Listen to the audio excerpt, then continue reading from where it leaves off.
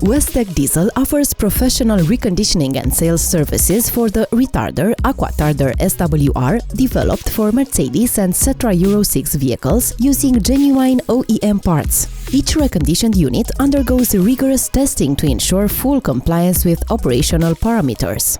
Main causes of Retarder Aquatarder SWR failure. Using or topping up with water instead of antifreeze leads to corrosion, limescale buildup, and rust formation.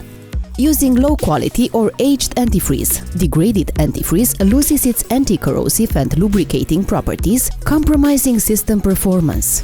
Improper maintenance. Worn seals, cracks, or faulty radiators can cause fluid leaks, blockages in the cooling system, and overheating.